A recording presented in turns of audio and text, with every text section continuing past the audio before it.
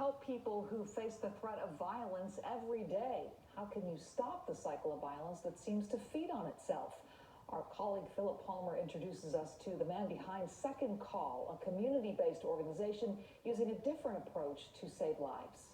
Skip Townsend is the executive director of Second Call, an organization founded to save lives by reducing violence, and now headquartered in a South LA building that used to be a juvenile courthouse, a building where some were sentenced to life in prison, but now gives the most violent offenders a chance to be seen as something new.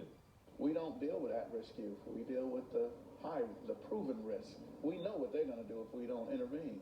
Among other things, Second Call teaches re-entry life skills for people leaving prison and is run by mostly volunteers who teach from their own life experience on how to heal from low self-esteem or depression created by how they grew up. And I want to empower them to come up with a solution, because the problem and solution come from the same place. The victim and suspects both come from our community. Not everyone in Second Call has been incarcerated. Shay Grayson is an example of someone who has never gone to prison, but Second Call helped her deal with the emotions of seeing others struggle in her community.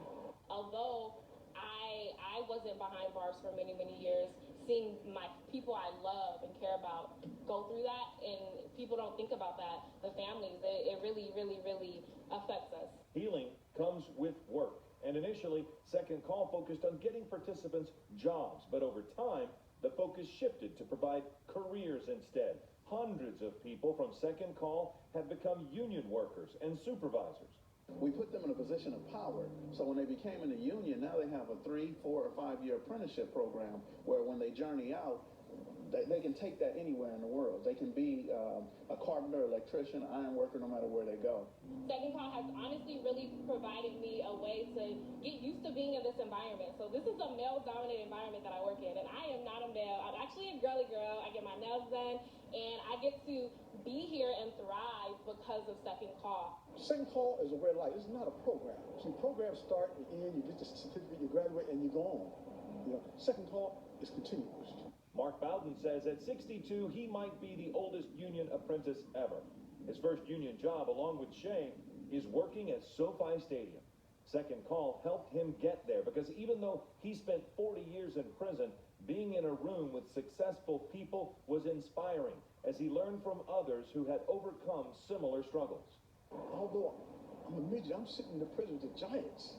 I'm not a piper, I'm not a steel worker, but I'm sitting in the presence of individuals who are. And that, what that did, that helped lift me up.